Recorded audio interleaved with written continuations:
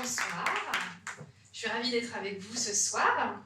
Je remercie l'association holistique de son invitation. Donc je m'appelle Dorothée Sourisseau, je suis graphothérapeute, je suis aussi praticienne en hypnose et en art-thérapie. Je suis installée à Montlouis-sur-Loire, à l'est de Tours, pour ceux qui connaissent. Voilà, donc pour commencer, je vais vous présenter un peu mon parcours et puis vous expliquer ce qui m'a fait atterrir dans le domaine de la graphothérapie. Donc, j'ai un parcours de formation qui était en lien avec la gestion de projets culturels. Et donc, j'ai passé les 10 premières années de ma vie à travailler dans le domaine de la musique, domaine artistique, pour tout ce secteur-là qui a permis de nourrir mon imaginaire fertile.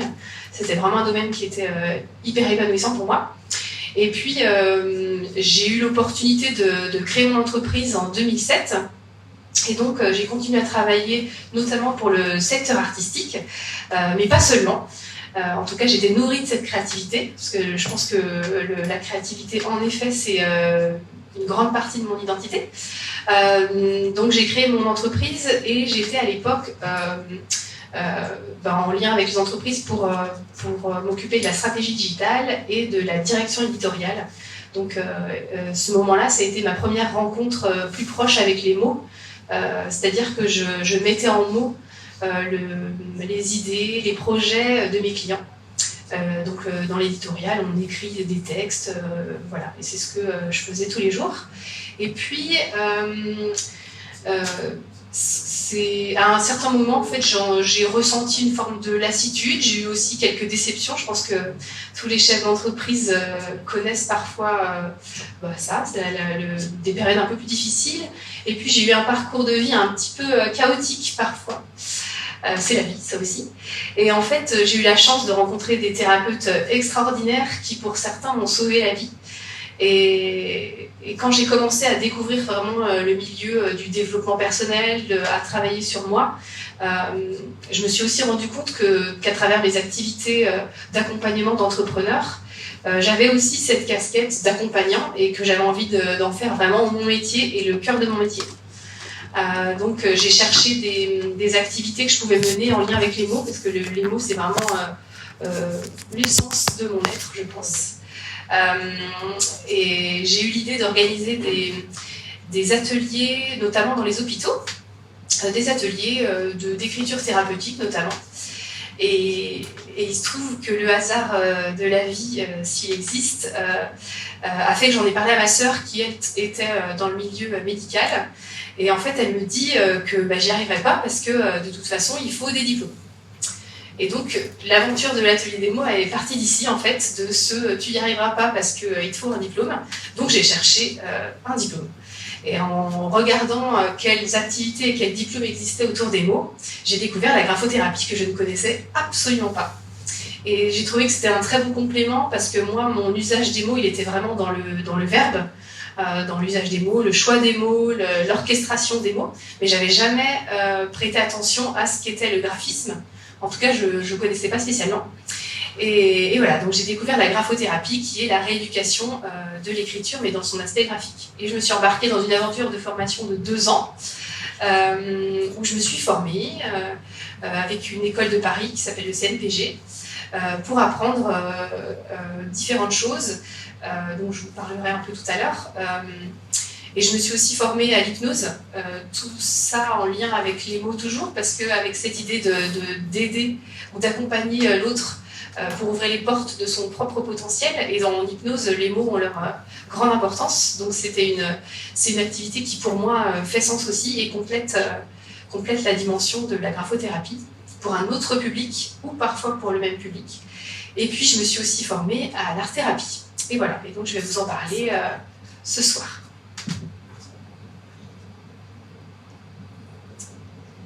Alors avant de commencer, en fait, en tout cas pour le début de cette conférence, j'avais envie de vous parler de l'importance du geste graphomoteur. Parce qu'en fait, on apprend tous à l'école à écrire, on ne sait pas pourquoi. Quand je demande aux enfants qui viennent me voir en séance à quoi sert l'écriture, ils me disent « je ne sais pas ». Et moi, ce que j'avais envie de vous dire ce soir, c'est que le geste graphomoteur est essentiel. Et on peut le... Alors, il y a une image qui illustre très bien son importance. Donc, on appelle ça l'homonculus moteur, en fait. Il s'agit d'une représentation, en fait, sous forme humaine, de l'importance qu'occupe chaque fonction de l'organisme dans le cerveau. Et sur cette image, on se rend compte de la taille des mains et de la taille de la tête. Et en fait, cette image, elle vient parfaitement illustrer l'importance des mains dans le fonctionnement cérébral. Donc, ça a été dessiné en 1950 par Wilder Penfield, un Américain. Et donc, je trouve que c'est assez éloquent pour expliquer cette importance-là, et ça va vous permettre de comprendre l'approche que moi je fais de la graphothérapie, qui est probablement assez différente de bon nombre de graphothérapeutes. Voilà, donc vous pouvez voir l'homonculus moteur dessiné ici aussi. Voilà. Donc on remarque que la bouche est essentielle, donc le langage oral et le langage écrit. Alors ici, il s'agit d'un dessin qui va vous montrer en fait quelles parties du cerveau sont stimulées selon l'organe. Et en fait, on remarque, ce qui est intéressant à retenir, sans rentrer trop dans le détail, c'est qu'en fait, entre le visage et la main, le visage et la main occupent la moitié du fonctionnement cérébral. Donc c'est hyper intéressant. Et pour moi, en fait, ce que je trouve intéressant, c'est que sachant ça, je me dis que l'outil de la graphothérapie, qui est la rééducation de la motricité fine, on peut s'intéresser à ça pour les enfants, pour les aider, au moins pour ceux qui ont des soucis graphiques, on peut les aider à travers cet outil, mais ça veut dire qu'on a aussi d'autres types de publics qu'on va pouvoir, avec lesquels on va pouvoir travailler pour leur permettre de stimuler le cerveau. Et je vous en parlerai tout à l'heure. Voilà. Alors, ce qui est intéressant aussi de savoir, c'est qu'en apprenant à écrire en cursive, alors l'écriture cursive, c'est l'écriture manuelle et en minuscule, enfin l'écriture liée, en fait, le cerveau développe une spécialisation par zone. Parce que quand on écrit, en fait, on ne fait pas que pousser un crayon, on va intégrer aussi la sensation, le contrôle du mouvement et le raisonnement. Donc ça, c'est une première spécificité du geste d'écriture. Et tout ce dont je vais vous parler, ça va vous permettre de comprendre en quoi le geste graphique est important, en quoi la rééducation du geste graphique est essentielle, et en quoi tout au long de notre vie, écrire, ce sera important. Écrire aussi, c'est un peu comme un instrument de musique, en fait, ça fait appel à différentes fonctions, et ça va aider, donc ça les neurosciences qui font pas mal beaucoup de recherches là-dessus, nous montrent qu'en fait ça permet de changer la structure du cerveau. Donc ça veut dire que plus on va écrire, plus on va pratiquer, plus on va aider notre cerveau, l'entraîner comme un sport en fait. Et moi c'est souvent ce que je dis aux enfants qui viennent me voir, on muscle les mains mais on muscle aussi la tête. Voilà. Donc l'acte d'écrire, il va permettre de travailler vraiment les différents hémisphères en lien avec les différents hémisphères cérébraux. Voilà. Et puis le résultat, eh bien, c'est que l'acte graphique prépare et permet l'apprentissage du langage oral. En fait, dans la petite enfance, quand on va commencer à tracer, c'est important de laisser les enfants tracer avec n'importe quoi, hein. Ça peut être avec des craies, des crayons, il y en a aussi qui ont des idées beaucoup plus coquines quand ils sont enfants. En tout cas, le fait de pouvoir s'exprimer à travers le geste, ça va leur permettre de créer toute une bibliothèque de gestes et de signes qui vont déjà préparer l'écriture, mais aussi le langage oral. Ils vont commencer à associer à ces mouvements des sons, et c'est ce qui va les aider à parler. C'est-à-dire qu'on va favoriser chez l'enfant le langage oral en l'autorisant à dessiner ou à tracer n'importe quoi dès son plus jeune âge. Et c'est très important, et il y a des pédagogies qui ont bien compris ça, et qui donnent vraiment une part belle au geste, et c'est vraiment essentiel.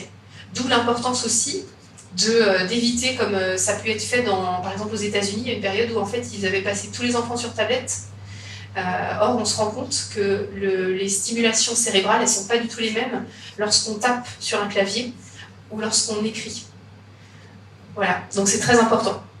Donc en faisant ces traits, de manière donc séquentielle, ça veut dire de manière rythmée, avec une certaine coordination, avec un séquençage. On va former des lettres et ça va vraiment stimuler certaines parties du cerveau qui sont associées à la pensée, au langage et à la mémoire. Et on se rend compte que c'est valable quand on écrit, mais que quand on tape à l'ordinateur, c'est pas le cas. Donc ces fonctions-là, elles ne sont pas activées dans le cerveau. Donc c'est très important de conserver l'écriture manuscrite, surtout à une période où on se dit à quoi ça sert, on pourrait tout de suite basculer à l'ordinateur, surtout pas. Voilà.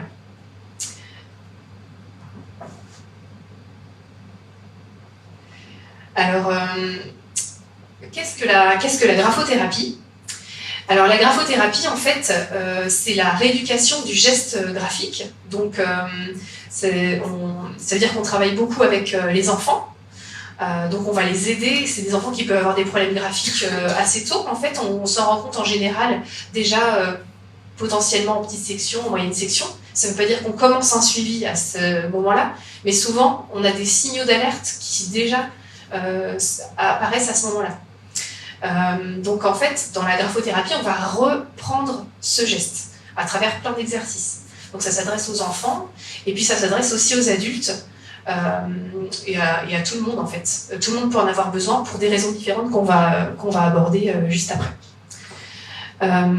Souvent, ce que je vous disais tout à l'heure, c'est que les graphothérapeutes ont une approche qui est sensiblement différente de la mienne. Alors de par mon parcours, ma sensibilité, évidemment, et puis aussi parce que quand j'ai fait cette formation et quand j'ai compris l'importance de l'écriture, je me suis dit mais c'est trop bête. Pourquoi est-ce qu'on n'en fait bénéficier qu'aux enfants ? On est en train de travailler le cerveau, il y a un lien entre les deux, on s'en rend compte, il y a quelque chose à faire. Et donc moi, mon projet que je vais commencer à mettre en place cette année, ça va être de travailler avec d'autres publics. Donc par exemple des personnes âgées qui ont besoin soit d'entretenir leur motricité fine pour pouvoir conserver leur autonomie. Ça peut être des gens qui ont perdu leur motricité à travers des accidents ou parce que l'âge affaiblit leur capacité.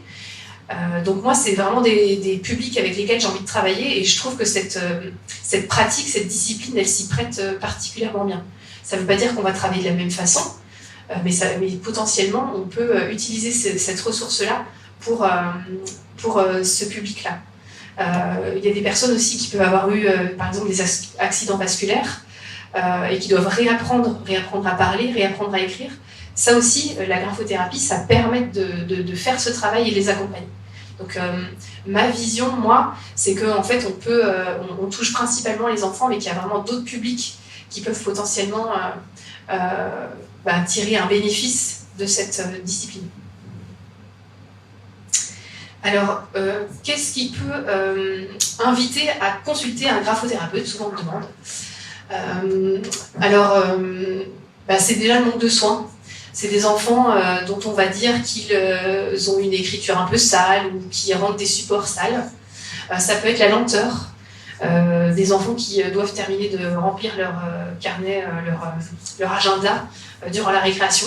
Ça, j'ai beaucoup de cas comme ça. Il y a aussi des enfants qui, lorsqu'ils essaient d'accélérer l'écriture se dégrade complètement. Donc ça peut aller dans la plus petite enfance, ça peut aller encore jusqu'à l'école élémentaire, mais une fois arrivé au collège, c'est la cata. Parce que du coup, ils n'arrivent plus du tout à suivre le rythme, les copies deviennent illisibles. On a aussi des enfants qui ont eu un mauvais apprentissage de l'écriture. Alors ça ne veut pas dire qu'on leur a mal appris, ou ça peut vouloir dire qu'on leur a mal appris, mais c'est aussi qu'en fait, ils n'ont par exemple pas intégré le geste graphomoteur. Donc là, ça peut être associé à des réflexes archaïques non intégrés, ou pas. En tout cas, moi, ce que je vais faire, c'est que je vais faire en sorte de les aider pour qu'ils intègrent ce geste qui devienne naturel. Parce que quand on demande à un enfant d'écrire sous la dictée, et que l'enfant il doit non seulement se poser la question de comment on écrit le mot, avec quelle orthographe, et comment on trace les lettres, dans quel sens, ils n'y arrivent pas. Donc ils choisissent, c'est soit l'orthographe, soit l'écriture, mais ils ne peuvent pas faire les deux. Donc moi, je vais travailler à réintégrer ces automatismes-là, pour qu'ensuite, le reste soit plus fluide. On consulte aussi en cas de douleur des enfants ou des adultes qui ont mal aux doigts, mal aux mains, mal au coude, mal à l'épaule, mal au dos. Quand on prend une mauvaise posture et qu'on doit écrire, en fait, on peut avoir vite des douleurs. Donc là, pareil, je peux intervenir. Il y a aussi tous les refus d'écrire. quand on a fini par se braquer et qu'on se dit non, je veux plus écrire, il y a des enfants qui veulent plus du tout écrire, ou qui, dès qu'ils doivent écrire, ça devient tellement laborieux qu'ils sont dans la contrainte, enfin c'est vraiment difficile pour eux. Les écritures illisibles, j'en ai parlé. Pour les adultes, surtout, c'est l'écriture qui est non représentative de la personnalité. Alors, ça peut être des gens qui n'assument pas une écriture ressentie comme enfantine, par exemple. Moi, j'ai des gens qui, sur un CV ou sur une lettre de motivation, ont honte parce qu'ils ont la sensation que leur écriture paraît celle d'un enfant et ils ont envie de s'affirmer. Et puis, il y a donc le non-automatisation du geste d'écriture. J'en ai parlé. Voilà, donc ça, c'est les raisons qui poussent principalement à venir à l'atelier. Alors, je vous avais mis un petit exercice, mais il faut des feuilles pour ça, donc je vous invite peut-être à le réaliser chez vous. C'est un test pour mesurer sa vitesse d'écriture. Parce qu'en fait, dans le quotidien, quand on utilise peu l'écrit, une fois adulte, il n'y a pas tellement d'enjeux. Pour les enfants, pour les ados, par contre, c'est un vrai enjeu, la vitesse d'écriture.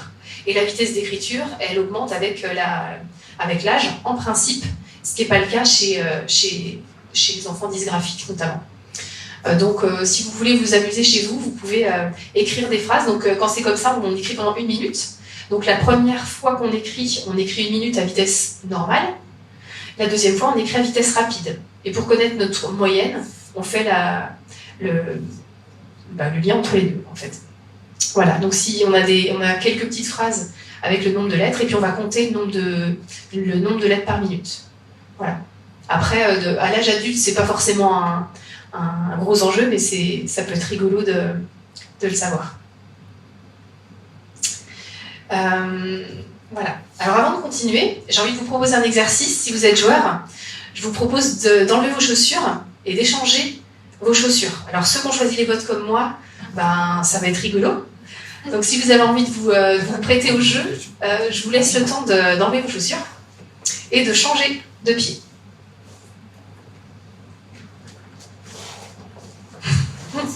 J'en vois des audacieux qui osent échanger leurs bottes, mais bravo!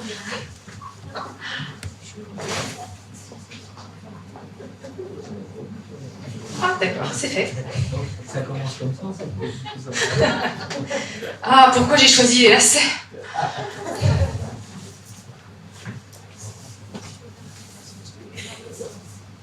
Et vous vous demandez, mais qu'est-ce que c'est que ça? Je croyais que j'assistais à une conférence. Eh ben oui. Alors moi, dans mon métier, j'aime bien mettre un peu de créativité, un peu de jeu. Alors voilà, je me suis dit que ce soir, j'allais aussi jouer avec vous, il n'y a pas de raison. Alors, c'est sympa? C'est top? D'accord, c'est top. Pour tout le monde, c'est top? Non, c'est pas top. Allez, c'est pas top.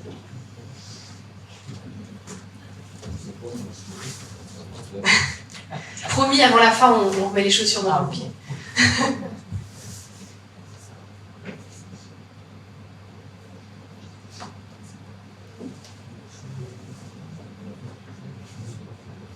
Alors, est-ce que vous voulez me donner un peu vos sensations? Comment vous vous sentez avec les chaussures inversées? À l'étroit, ouais. De travers. Oui, bah oui, de travers. Pas coordonné. Pas coordonné? Pas coordonné. Ouais, pas coordonné, ok. Il y a un problème. De travers. Bienvenue dans le monde des gauchers qui vivent dans un monde de droitiers. Je suis en train de vous expliquer comment un gaucher peut se sentir dans le monde complètement organisé pour le droitier dans lequel on vit en France. Donc on va les garder un petit peu pour voir comment ça fait. Et ce qui me permet de commencer à parler de latéralisation. Parce que c'est un vrai sujet en graphothérapie, en tout cas chez les patients. En fait, on a tous une latéralisation qui peut être homogène ou hétérogène. Si on est homogène, c'est cool. Si on est hétérogène, c'est plus sport. Alors la latéralisation homogène, ça veut dire que tout notre corps va être latéralisé du même côté. Ce qui est quand même plus simple. Donc on peut être latéralisé tout à droite, c'est le plus facile chez nous, ou tout à gauche. Bon, c'est un peu plus challengeant, mais à la limite, c'est homogène. Et ça va être un peu plus compliqué quand on va passer à la latéralisation hétérogène, où d'un côté on a une main droite dominante, de l'autre ça va être l'œil. Et alors là, ça va être très sportif. Et en fait, tant qu'on n'a pas creusé le sujet et qu'on n'a pas fait un état des lieux, on va pas se rendre compte qu'il y a plein de choses dans la vie qui sont beaucoup plus compliquées pour nous que pour les autres. Que pour les autres comme moi, qui suis latéralisée de manière homogène et à droite. Donc pour moi, c'est plus facile. Quand c'est pas le cas, ça va modifier plein de choses. Et là, je vous ai fait échanger vos chaussures pour que vous vous rendiez compte que dans le quotidien, en fait, être gaucher, c'est fonctionner autrement. C'est d'ailleurs ce qui est rigolo, c'est parce que quand on parle d'adresse, on parle de maladresse, d'être maladroit. On est maladroit. Quand on dit oh là là, qu'est-ce que je suis gauche, c'est pour être maladroit. Et en fait, on décrit le fait d'être gaucher, ce qui s'appelle la gaucherie, comme quelque chose qui ne serait pas de l'adresse. Et donc on catégorise sans se rendre compte, depuis des lustres, les gauchers pour ce qu'ils sont, mais en fait ils sont simplement intrinsèquement gauchers. Donc comment on fait pour se rendre compte de la latéralisation ? Moi je fais des tests en fait au début en bilan, je vais vous en parler tout à l'heure, du bilan graphomoteur. Et donc ça va me permettre de savoir si les enfants sont gauchers ou droitiers. Pour moi le plus important c'est œil et main, parce que ça va impacter la lecture, ça va impacter l'écriture, mais je teste tout. Donc on fait différents tests en fait qui vont nous permettre de savoir ça. Et ensuite, le fait d'être latéralisé à gauche ou à droite, ça va modifier les perceptions.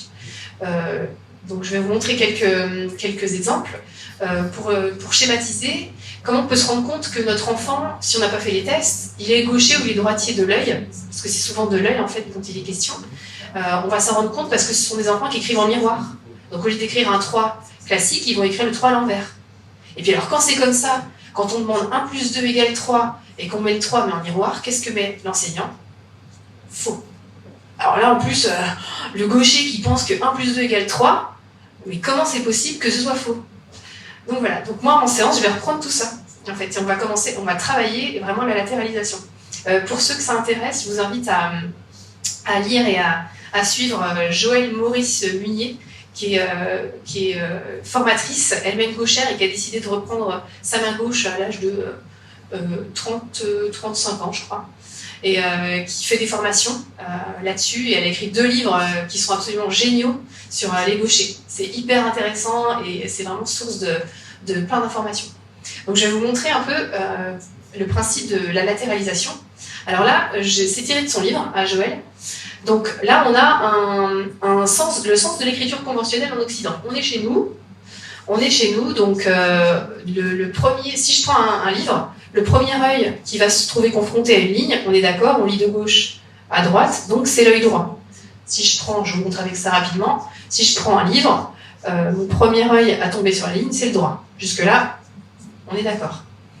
Donc, si je suis latéralisé à droite, tout va bien, au niveau de l'œil. Latéralisé à droite, au niveau de l'œil. Tout va bien. Mon premier œil droit, directeur, tout content. Il peut continuer sa lecture. Il emmène avec lui l'œil gauche, qui va suivre gentiment sans rien dire, et donc le cerveau. Tout va bien. Ensuite, pour la gauche, c'est l'inverse. Donc là, en Orient, on est bien. En fait, on va pouvoir lire le premier œil qui se trouve face à la ligne, c'est le gauche, qui va emmener le droit, qui va emmener le cerveau. Impeccable. Tout va bien. Jusque-là, ça roule. Bon, ça roule si on est à droite en France.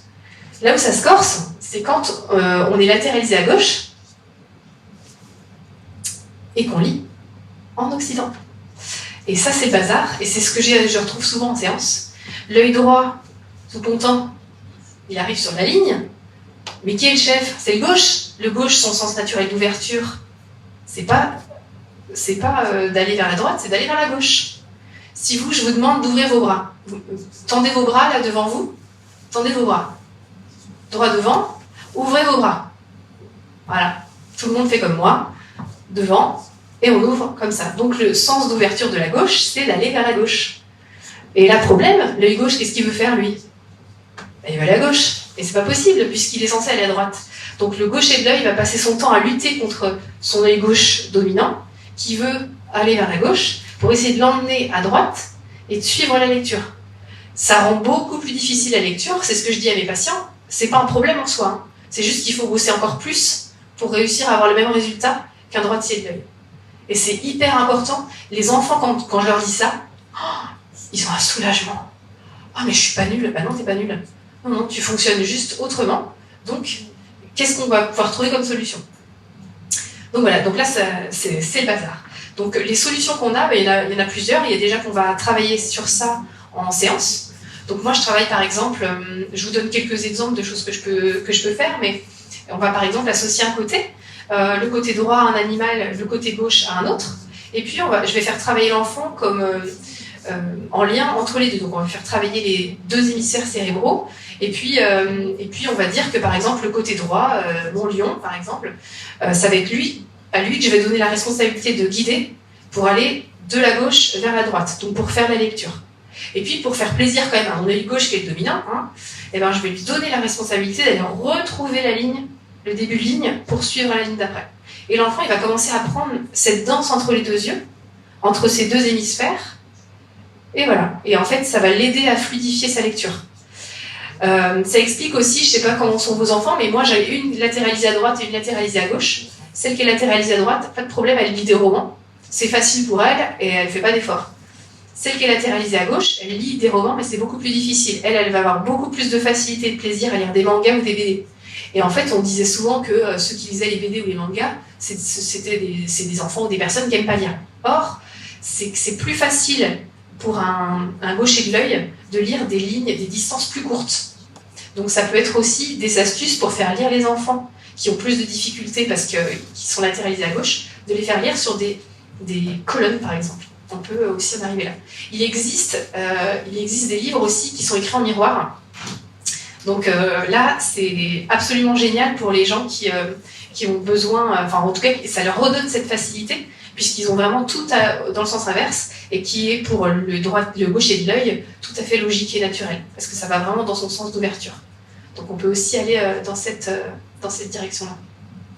Une autre astuce aussi pour les enfants qui sont latéralisés à gauche, ça peut être de prendre le livre et au lieu de le mettre au milieu et du coup de trop tenter l'œil gauche de prendre la direction, on leur suggère de mettre le livre un peu plus à droite, comme ça naturellement c'est l'œil droit qui va être le premier sur la page. Ça peut aider aussi à avoir plus de facilité à lire. Donc voilà, on fait des essais, on travaille là-dessus et puis ça s'améliore petit à petit.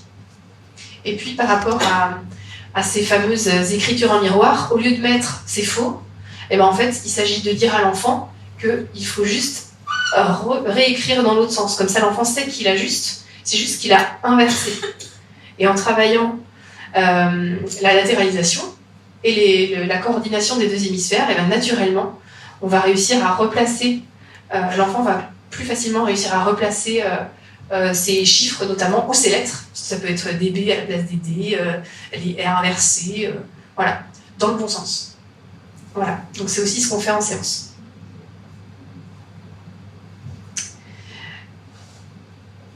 Et voilà. Et il y a une chose que je voulais ajouter, c'est qu'en fait,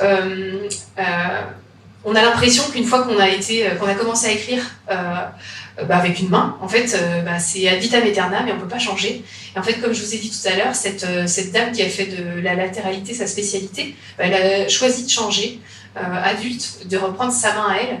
Et en fait, ça a vraiment tout bouleversé chez elle, parce que c'est aussi une façon de penser différente, une façon de voir le monde différente, des ressentis différents. Et en fait, s'autoriser à reprendre sa main dominante, c'était vraiment un cadeau. Et elle a vraiment réussi à se sentir pleinement elle-même, alors qu'elle n'avait jamais eu cette sensation. Voilà, donc c'est hyper important. Moi, j'accompagne des enfants qui changent leur main. Là, en ce moment, j'ai un garçon qui a été contrarié. Il a pourtant 12 ans, donc on pense que ça n'existe plus, mais si, ça existe encore. Il a été contrarié et du coup, il a été obligé d'écrire de la main droite. C'est une catastrophe. Et donc, je lui ai fait mes suggestions pour la main droite. Je lui ai dit, si tu veux, tu peux aussi récupérer ta main gauche. Parce que quitte à réapprendre à écrire, on peut faire l'un ou l'autre. Et puis, de toute façon, ta nature, elle est à gauche. Et il était hyper content. Et il est à fond dans sa rééducation. Parce que pour lui, c'est la joie, quoi. C'est vraiment une source de bonheur immense. Voilà, donc c'est possible. Donc maintenant, si vous voulez reprendre vos bons pieds et vos bonnes chaussures, allez-y. Mais ça permet de se rendre compte aussi commencer de vivre dans un monde qui n'a pas été conçu pour... alors pas conçu pour nous, mais un petit peu.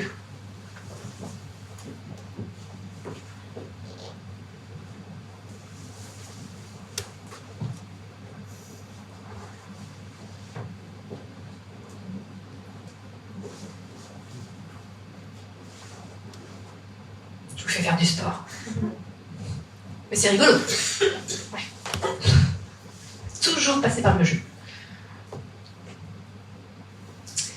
Alors, pour continuer, on va aborder les troubles de l'écriture. Alors, je vous ai mis une petite définition de ce qu'on appelle la dysgraphie. Moi, dans mon métier, en fait, je vais déceler une éventuelle dysgraphie. Et qu'est-ce que c'est qu'une dysgraphie ?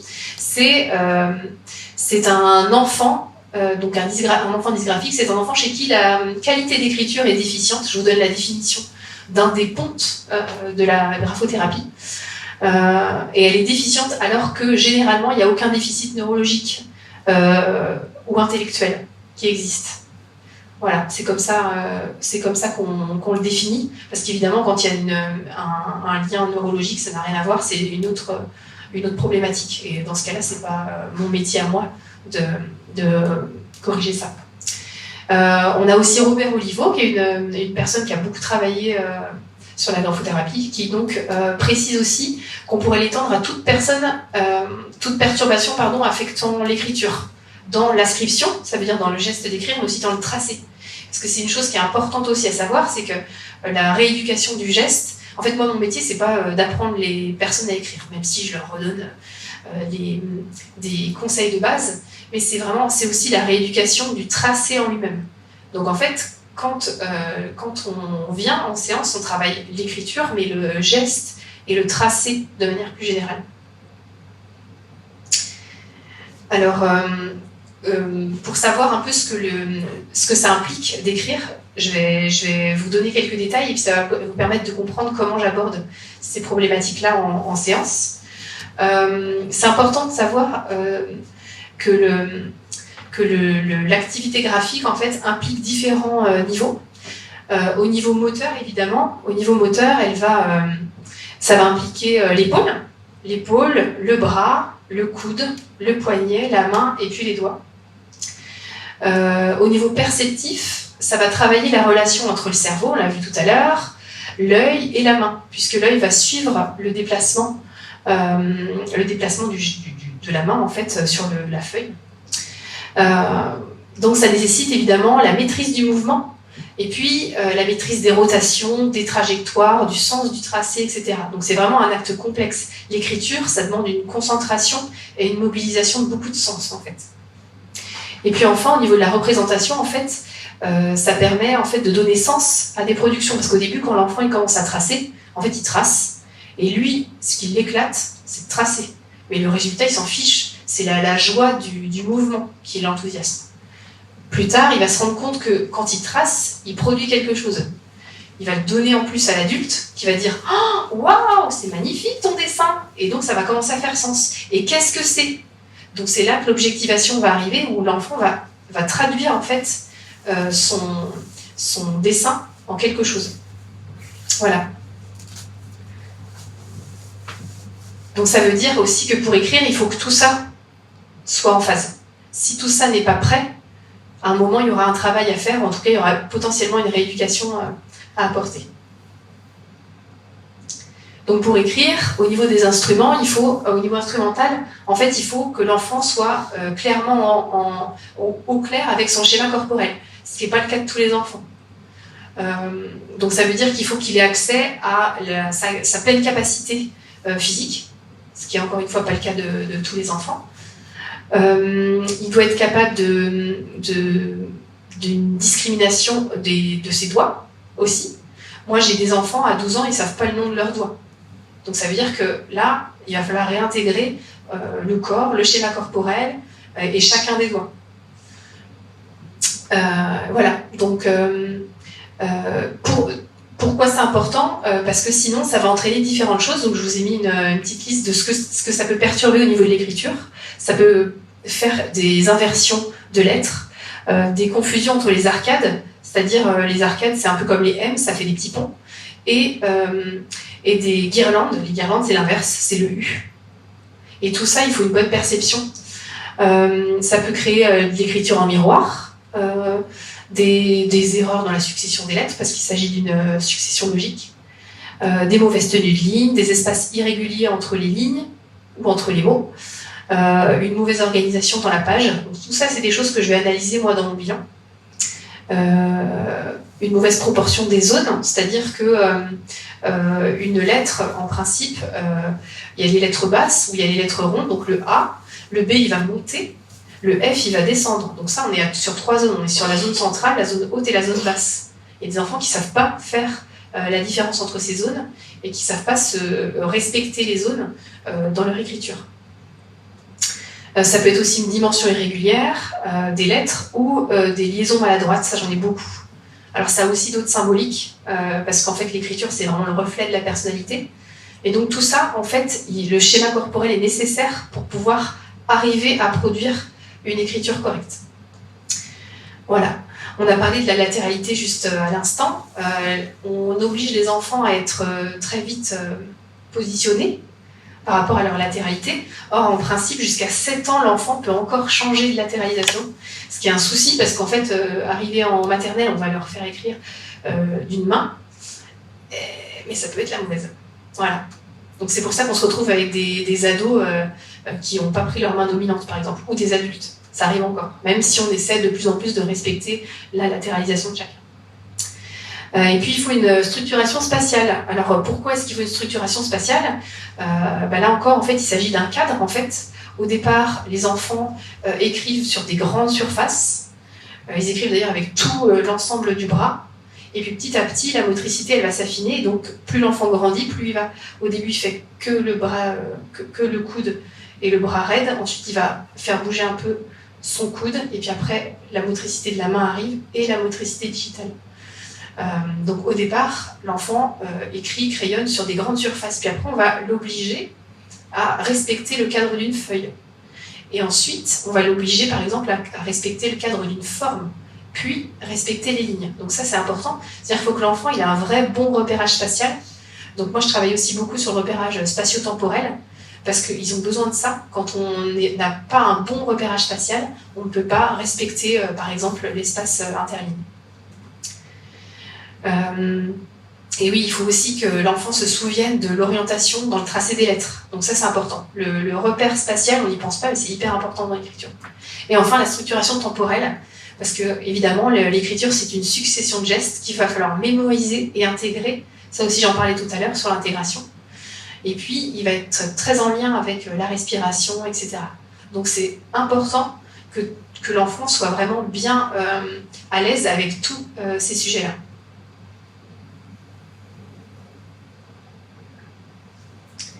Et voilà.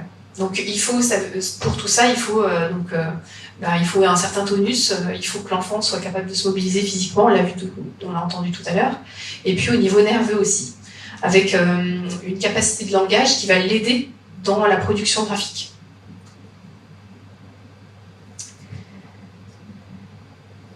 Alors, avant l'écriture, il y a un exercice qui est très important, c'est l'exercice du dessin.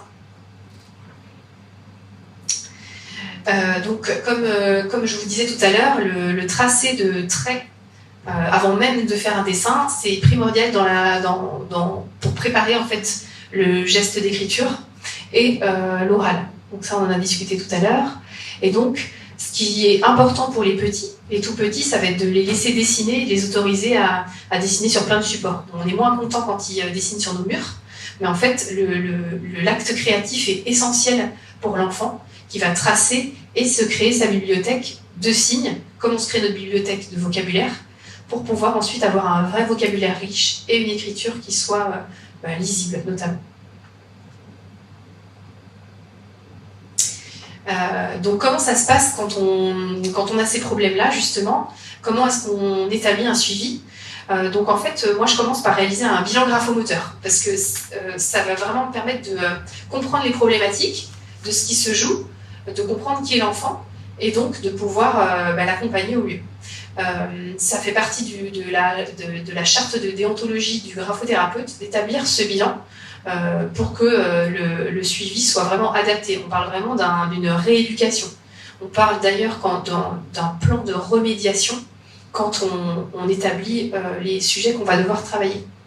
Donc qu'est-ce que c'est qu'un bilan graphomoteur ? Alors c'est un bilan qui ne va pas se concentrer uniquement sur l'écriture, ça va se concentrer sur plein d'autres choses et notamment sur les tests de latéralité. On va faire des tests de repérage pour le spatio-temporel, des tests d'équilibre, de coordination, de pression aussi, de précision, de motricité fine, des tests visuels, des tests de lecture et enfin des tests graphiques. Voilà, mais le test graphique n'est pas le seul élément du bilan graphomoteur. En général, le bilan graphomoteur, il dure entre 1h30 à 2h, c'est même plutôt 2h. Et en fait, on va alterner un peu les exercices. Il y aura une partie quand même d'écriture sous forme de dictée et de test de vitesse, un peu comme celui que je vous ai proposé tout à l'heure.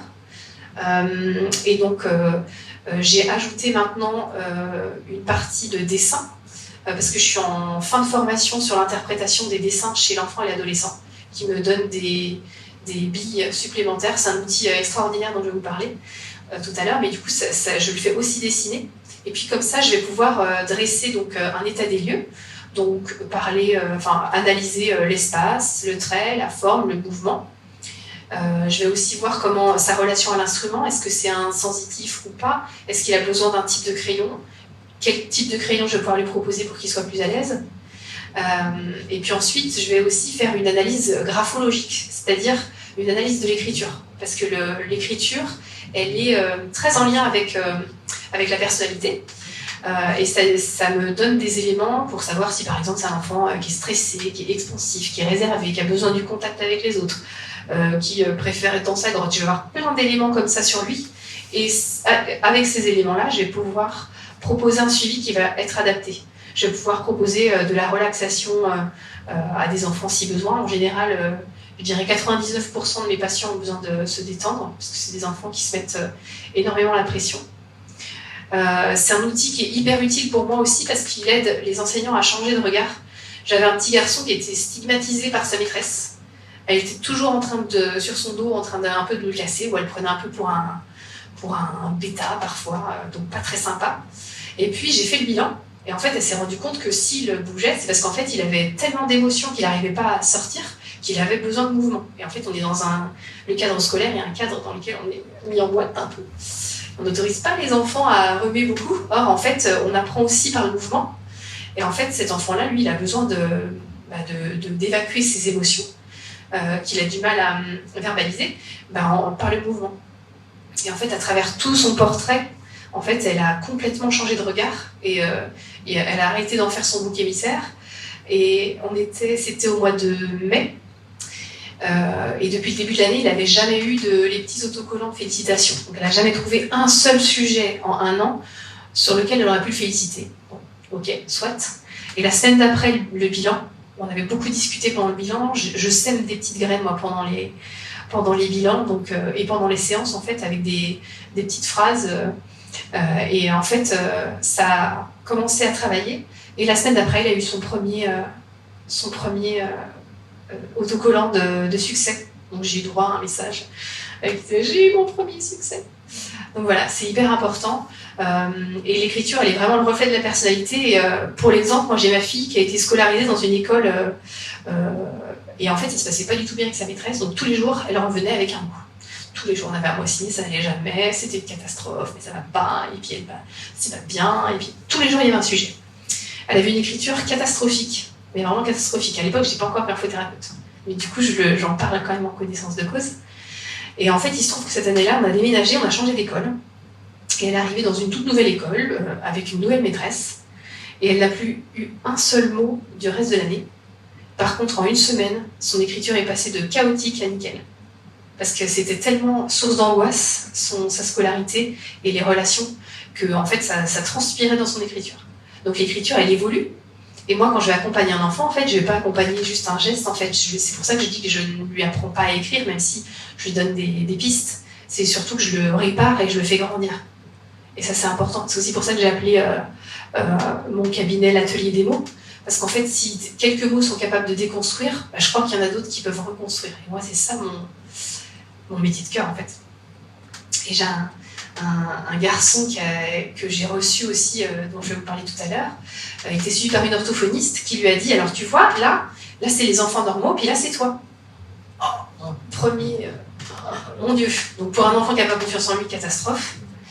Et puis ensuite, des difficultés à écrire, alors sa prof d'espagnol, elle se met derrière lui, et puis elle regarde devant tout le monde, et elle dit, oh là là, mais qu'est-ce que t'écris mal. Donc moi je récupère ça en fait. Donc je récupère des enfants qu'on a abîmés en fait, ou qui ont été abîmés sans... Et en fait, je vais essayer de reconstruire derrière la confiance, et c'est comme ça que je rebâtis l'écriture. Je ne fais pas juste qu'apprendre à tracer une forme, je vais donner tous les outils, ou essayer d'apporter les outils, pour qu'ils puissent avancer, se reconstruire et se libérer, et retrouver le chemin vers eux qui va les aider à mieux écrire. Donc moi, l'écriture est un prétexte ou un outil ou un médium, je sais pas, mais en tout cas, c'est vraiment ça mon métier. Hop. Alors je vais vous montrer quelques exemples. Alors j'ai des écritures qui sont vraiment très clairement dysgraphiques, en tout cas qui montrent clairement la dysgraphie, et d'autres où c'est un peu plus insidieux, donc je vous ai mis quelques exemples. Donc là, on a l'écriture de Basile. Alors Basile, il a 6 ans et demi au moment de son bilan. C'est le fameux enfant qui a pas eu un seul autocollant jusqu'à la semaine d'après. Et depuis, je reçois des petits messages, des petites photos. Ouais. À chaque fois qu'il y a une progression, des fois il y a des petits mots, on garde des petits mots pour Dorothée pour montrer qu'on a progressé. C'est hyper important en fait. Le bilan aussi, il me permet vraiment de créer le lien avec l'enseignant qui parfois m'appelle derrière. Mais ça va vraiment mobiliser tout le monde, en fait. Ça aide les parents, ça aide les enseignants, ça aide les autres thérapeutes, ça peut être un orthophoniste, un ergothérapeute ou un psychomote, et ça va vraiment, on va travailler ensemble pour le mieux-être de l'enfant. Donc là, c'est Basile. Donc là, c'était vraiment très très compliqué au niveau de l'écriture, donc là, c'est une dictée, vous allez la voir sur un autre cas après, on n'arrive même pas à lire les mots. Mais en fait, c'est un enfant qui n'arrivait même pas à exprimer en fait, ses émotions ou qui il était. Donc voilà, donc ça, il y a des cas comme ça. Et comment moi je peux les accompagner ? En fait, par exemple, Basile, alors il est petit Basile, hein, donc il a une capacité à rester concentré qui est plus courte qu'un ado. Donc moi j'en tiens compte. Mes séances, en fait, elles sont organisées en différentes parties. Au début de la séance, on fait de la relaxation, donc d'où le lien aussi avec l'hypnose par exemple. Donc on fait de la relaxation, on se détend, on apprend à prendre possession de son corps, donc il y a vraiment ce moment où on se dépose, où on se libère, où on lâche des choses, et la différence entre les séances durant lesquelles on ne fait pas de relaxation et la séance où on en fait, c'est vraiment le jour et la nuit. Une fois qu'on est passé par cette étape de sas, où on se lâche, on se relâche, ça change vraiment tout et il y a des déclics qui se passent. Il m'arrive de travailler avec l'hypnose aussi avec certains enfants. Donc on fait vraiment ce passage de la relaxation ou de libération émotionnelle. Et puis après on va travailler la motricité fine avec des jeux. Donc ça peut être, donc j'ai mis des exemples de jeux si vous voulez chercher un peu de quoi il s'agit. Donc des jeux de billes, le tamashido, c'est un petit jeu japonais. Et en fait, on doit travailler avec le pouce ou l'index. En fait, on active ou on désactive un aimant et ça nous permet, on déplace des billes comme ça et on crée des totems. C'est des casse-têtes un petit peu compliquées, mais les enfants adorent. Donc j'essaie de leur trouver des activités un peu sympas. Moi, je jouais aussi au tricky-bille quand j'étais petite. J'adorais ce jeu. Et du coup, maintenant, j'en ai acheté un maintenant. Donc je fais travailler vraiment avec plein de types de jeux différents. Ça peut être des jeux de lacets. Là, je travaille aussi avec lui parce que je m'adapte au profil et Basile, c'est un enfant qui me dit qu'il n'aime pas dessiner. Alors quand on me dit j'aime pas dessiner, souvent ça veut dire je suis trop nulle en fait. Mais bon, comme ils sont trop nuls, selon, du coup je vais leur amener le dessin d'une autre façon. Donc je travaille par exemple avec Basile avec le spirographe.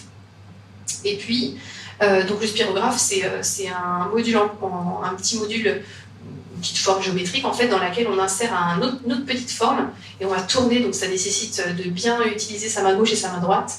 Ça nécessite de bien respirer, d'être calme. Donc c'est super pour aider les enfants à se centrer. Et puis on arrive à avoir des résultats super et des belles progressions de semaine en semaine. Ensuite, je lui fais travailler à Basile sa latéralisation, parce que lui, il est gaucher de l'œil et droitier de la main. Donc on travaille avec 2 animaux. Voilà, on en a parlé tout à l'heure. Je travaille avec les mantras, parce que ça fonctionne hyper bien avec les enfants, en fait. J'aime bien laisser traîner des petits mantras un peu partout, l'air de rien. Basile, à son bilan, j'avais laissé traîner un petit mot qui disait que le tigre ou le lion, je ne sais plus, échouait 7 à 8 fois quand il voulait capturer une proie. Et la question, c'était qu'est-ce qui fait de lui un roi? La persévérance. C'est rentré dans sa petite tête. Ça fait donc bientôt 1 an, et ben, il en parle encore. En séance, je lui dis, bon, ouais, on passe à l'exercice suivant. Non, je suis persévérant. Donc en fait, c'est vachement important. Donc quand je dis que je sème des graines, c'est vraiment ça, à travers sous plein de formes différentes. Et puis je l'amène à dessiner pas à pas, parce qu'en fait, comme il est nul en dessin, soi-disant, et ben en fait, quand il voit un dessin à faire, il voit la globalité et du coup, il panique. Donc pour lui, ça va être trop compliqué. C'est un peu comme l'acte d'écrire. Oh là là, mon Dieu, il faut que j'écrive une dictée. C'est trop compliqué. Mais avant d'imaginer la dictée ou avant d'imaginer le dessin entier, ben, on va apprendre à faire des choses pas à pas. Donc on va travailler avec des jeux de pas à pas, dans lesquels il ne va même pas se rendre compte qu'il fait un dessin. Puis à la fin, on assemble et ben, en fait, je sais dessiner. Tout est question de perception en fait et d'image de soi. On travaille avec des points reliés, des coloriages par exemple, ou du lettering. Comme il n'aime pas trop dessiner, par exemple, il y a quelques semaines, je lui ai fait travailler un lettering dessin de Spider-Man. Donc il a écrit Spider-Man en formant son masque de Spider-Man. Il était à fond, trop content. Et en fait, ils repartent de séance, ils sont super heureux, quoi. Et c'est ça, en fait, l'objectif. Là, c'est l'écriture de Léo, qui a entendu sa prof espagnole dire à tout le monde qu'il écrivait hyper mal. Donc voilà. Donc dans l'écriture de Léo, on a toutes ses tensions et son inquiétude, toute son envie de bien faire et son sentiment d'être absolument nul. Il a une confiance en lui au ras des pâquerettes. Alors que c'est un enfant super, mais il a vraiment un déficit d'estime de lui.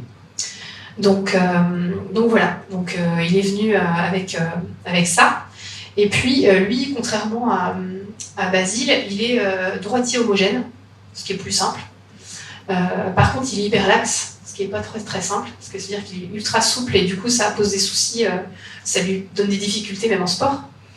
Donc avec Léo, qui a 13 ans, donc il est plus grand, on va travailler avec du brain gym, donc on fait travailler le cerveau en même temps que le geste. On travaille les jeux de motricité. Alors j'ai mis le Tamashido, mais il y en a plein d'autres en fait. C'est plein de petits jeux que je trouve, et je m'inspire de ce que je vois à droite ou à gauche, que je fabrique moi-même ou pas. En fait, je crée plein de petits outils pour essayer d'avoir une pédagogie dans mes explications. On travaille aussi sur des mantras, je vais vous montrer le genre de choses qu'on a pu faire ensemble. Et lui, par contre, il va les composer lui-même. Parce qu'en fait, il a bien compris la démarche de développement de soi, parce qu'il a une maman qui fait du développement personnel et qui essaie de l'emmener là-dedans. Donc du coup, lui, il les compose tout seul, ces mantras. Donc en fait, on se donne des intentions. Qu'est-ce qu'on se souhaite? On y réfléchit, puis on fait des belles phrases. Il travaille aussi avec les cartes mentales, parce qu'en fait, parfois, pour Léo, par exemple, il avait besoin d'associer un objectif. En fait, il se fixe des objectifs, mais moi, j'avais envie d'y associer de l'engagement, parce que j'ai aussi besoin. Les enfants qui viennent me voir en séance, ils sont engagés s'ils n'ont pas envie. Ça sert à rien. Donc, il travaille sous forme de carte mentale pour essayer de se mettre un peu sa lettre à l'univers version carte mentale avec ses souhaits, ce qu'il se souhaite et puis à quoi il est prêt à s'engager pour atteindre ses objectifs. Et puis on travaille aussi avec lui la calligraphie, il adore ça en fait. Je travaille la calligraphie moderne avec des feutres pinceaux C'est hyper exigeant, mais ça fonctionne super bien pour leur faire comprendre l'histoire des pleins et des liés. Parce que Léo, en fait, hop, Léo, il appuie au mauvais moment. Soit il appuie partout, soit il appuie sur les horizontales. Or, normalement, quand on écrit, on relâche quand on monte, on appuie un peu plus quand on descend, et on n'appuie pas non plus, on relâche sur l'horizontale. Donc, pour réintégrer ces choses-là, j'utilise notamment... et puis voilà. Et puis pour Léo, par exemple, on travaille les mantras, et puis je le fais dessiner, parce qu'en fait, il adore dessiner. Donc voilà, je lui fais par exemple travailler, là il a écrit sa phrase « Chaque jour je change de regard sur moi pour avoir plus confiance en moi. Je fais de mon mieux et je m'aime de plus en plus. » Donc ça résume pas trop mal mon travail. Voilà. Et puis je vais passer un peu plus vite parce que je vois que le temps file. Et je vais vous parler des dessins. Donc hop, voilà. Donc je vous disais tout à l'heure que je suis en formation sur l'interprétation du dessin chez l'enfant et l'adolescent. Et en fait, le dessin, ça nous donne pas mal d'informations sur l'émotion d'un enfant à l'instant T. C'est un peu comme un Polaroid. Donc en fait, je vais les utiliser à travers différents tests en fait. Dessin d'un arbre, dessin des 4 éléments, dessin de la famille, dessin du bonhomme. Et ça va me donner plein d'infos. Donc je vais vous montrer quelques exemples. Hop. Je vais vous montrer cet exemple-là pour commencer. Ça, c'est le dessin d'un de mes patients c'est l'image de lui. Voilà. Donc, pas grand-chose à dire. On comprend que l'image n'est pas terrible. Donc, voilà. Donc, lui, il s'est dessiné en épouvantail. Et en fait, il s'est dessiné avec sans oreilles. Parce qu'en fait, les enfants ne le savent pas, mais quand ils dessinent un bonhomme, ils nous disent qui ils sont. Donc moi, après, je le comprends. Donc là, ce qu'il nous dit, c'est donc qu'il est bizarre, qu'il fait peur, donc il fait peur aux oiseaux, donc il fait peur aux autres. Et puis comme ces oiseaux, ils sont en V, il y a quand même vachement de colère. C'est un peu difficile. Et puis, il n'a pas d'oreille, parce qu'il n'entend pas bien. Et puis par contre, ses cheveux, ils sont un peu en l'air partout, mais... les idées, elles sont pas très douces, quoi. On est vraiment dans les angles. Après, il a des grosses mains en fleurs. Ça, il est en train de me dire qu'il a des problèmes graphomoteurs. Il est en train de m'indiquer je suis pas très très à l'aise avec mes mains. Puis en fait, je suis aussi pas très très à l'aise dans mes relations sociales. Et il le sait pas consciemment, là c'est vraiment son inconscient qui me parle. Et puis il va aussi me donner une autre info hyper intéressante. Là, il va me dire j'ai des problèmes d'énurésie. Donc j'ai un fil entre ses jambes qui descend jusqu'à la terre. Et ça, il est en train de me dire j'ai des problèmes d'énurésie. Donc il me donne toutes les infos, puis après, du coup, je m'en sers, moi, en séance pour le guider et pour résoudre un par un ses soucis. Je l'ai vu ce matin, Lucien, donc j'ai mon acolyte qui était là avec moi. Ce matin, en fait, il est arrivé en séance, il était OK pour faire une relaxation, super, il part. Et puis après, on se dirige vers le bureau, et puis en fait, il s'arrête, il prend un crayon, et il se met à dessiner au tableau. OK. Je le laisse faire, et il dessine un premier bonhomme, donc il dessine un Naruto. Et quand un enfant il dessine un super-héros, c'est parce qu'il a envie de s'attribuer un peu ses qualités.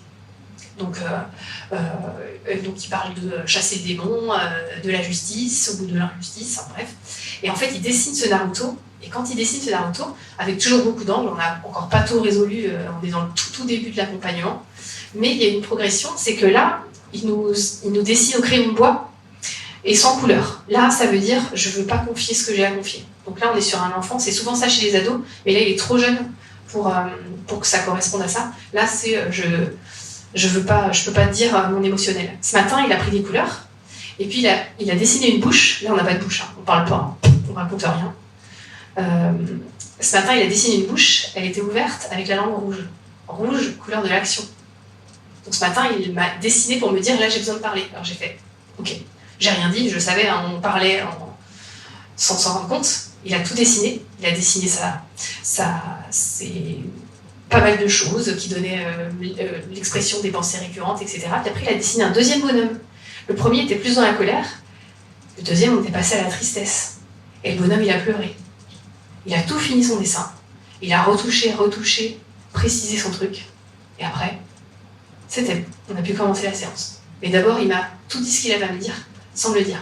Et en fait, il y a une des chercheuses et puis des personnes qui ont travaillé sur l'interprétation du dessin disaient que au cours de son travail, en fait, elle avait connu un enfant qui ne parlait pas. Tout le monde était inquiet. Et puis en séance, il dessinait. Puis au bout de quelques temps, il s'est mis à parler. Puis elle avait dit, mais pourquoi tu parlais pas? Et il a répondu, je te disais tout dans les dessins. Donc le dessin est un vrai mode d'expression pour l'enfant. C'est hyper important. Je ne sais pas si on a le temps de passer la vidéo, peut-être pas. Je vous montre je vous montre un autre exemple, parce qu'en fait l'enfant il parle de ses difficultés, il peut parler de ses joies aussi, hein. Mais là par exemple, c'est un enfant, on a encore une bouche rouge par rapport à ce que je vous disais, mais elle n'a pas la même symbolique. Là, c'est un enfant en fait qui se dessine, donc lui il se dessine ici, il se dessine en rouge, donc il a des tensions, il a besoin de bouger, mais il se dessine sans main et sans pied. Ça veut dire je suis impuissant. Et il est impuissant face à quoi? Face à un énorme bonhomme qui a été entouré en rouge parce qu'on essaie de le contenir en arrière. Et ce bonhomme, il a une bouche grande ouverte. Et en fait, ça, c'est un enfant. Donc, il y a la porte aussi en bas. Et la porte, qu'est-ce qui manque sur la porte? La poignée. Ça veut dire personne ne peut entrer. Il essaie, mais il ne sait pas faire. Il ne peut pas faire entrer. Là, il est en train de nous dire que son beau-père, qu'il subit des violences sexuelles avec son beau-père, et donc il donne tous les détails. Mais en fait, il voulait pas le dire. Donc au début, on regarde, on dit c'est juste un dessin comme ça, mais quand on creuse, on s'en rend compte. Et en fait, il se rend compte lui-même que son père n'est pas à sa place. Il place son soleil à gauche au lieu de le placer à droite. Et donc là, il explique que son père ne fait rien et est impuissant pour l'aider. Donc en fait, c'est un enfant qui est juste dans le désespoir là, mais qui nous explique ça. Et il nous explique ça à travers son dessin. Donc c'est pour ça que cette formation-là, pour moi, elle était hyper importante et qu'elle est juste extraordinaire. C'est parce qu'on apprend tellement de choses qui viennent compléter l'information que j'ai, moi, avec le geste graphique. Et en fait, je fais travailler l'enfant par le dessin et je vois sa progression petit à petit grâce à ça. Là, on a aussi un autre exemple avec les 4 éléments, où une petite fille dessine et elle nous dessine une maison un peu branle-ballante. Les bases, c'est pas terrible quand même. Alors les bases, c'est pas terrible. Chez maman, ça va, mais alors chez papa, c'est pas terrible. Et puis, sur le toit, on a une rambarde. Et la rambarde, en fait, c'est de la protection. Quand on met des croix aux fenêtres. Alors là, pas mis de croix aux fenêtres. Par contre, la poignée à gauche. Là, on peut rentrer, mais alors, c'est pas si simple. Et puis, en fait, elle place, donc elle se protège en haut, et puis elle place ensuite l'eau sur le milieu. Symbolique maternelle. L'eau sépare la feuille en deux. Là, on peut se poser des questions. Le soleil, symbolique paternelle, avec une forme d'agressivité dans sa symbolique. Et en fait, ça, c'est le dessin d'une petite fille dont le père est violent. Il est en soleil couchant, ça veut dire qu'on ne l'a pas en intégralité. Donc ça veut dire ça traduit une absence de cette autorité paternelle. C'est un homme qui est en prison, en fait, pour violence conjugale. Et là, on voit la maman qui protège l'enfant de son père. Donc là aussi, elle nous explique ça à travers son dessin. Et puis elle nous explique qu'elle n'est pas très très contente et qu'elle a des choses à dire parce qu'elle a un petit serpent avec la langue rouge qui est en face de ses 2 parents. Parce qu'en fait, elle a fait un reflet du soleil dans l'eau.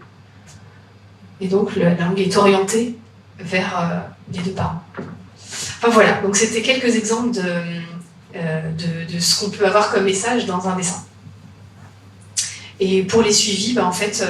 pour ces enfants-là, ça peut être toutes mes approches, en fait. Je me ferme sur rien, en fait, à partir du moment où l'enfant et le parent sont d'accord. On peut utiliser l'art-thérapie, l'hypnose, la relaxation, l'énergétique, etc.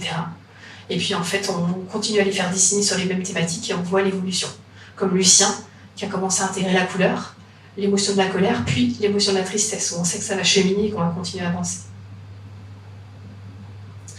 Voilà. Et pour finir, ce que je voulais vous dire, c'est que j'aimais bien ce dessin. Je m'étais dit que ça définissait bien mon métier. En fait, ce dont je me crois capable, c'est le tout petit. C'est Catherine Testa qui a fait ce dessin, je trouve ça super. Ce dont je suis vraiment capable, et même tout ça. Et moi, c'est ce que je sème dans mon métier. Voilà. Hop. Est-ce que vous avez des questions à poser par rapport à tout ce que je viens de vous dire?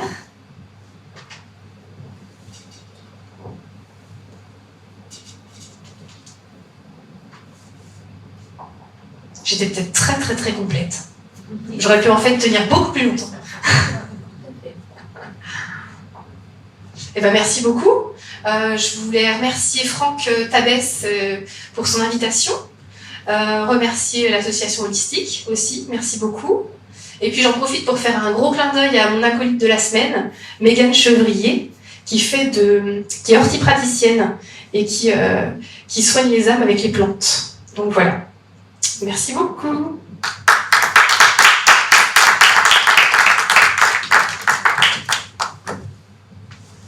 Merci beaucoup Dorothée, pour nous tous pour cette conférence effectivement pleine de créativité, de joie, d'émotion. On sent vraiment toute la vie et toutes les émotions et tout le cœur qui est mis dans cet accompagnement de chaque personne que vous rencontrez. Merci, c'était très beau. Merci.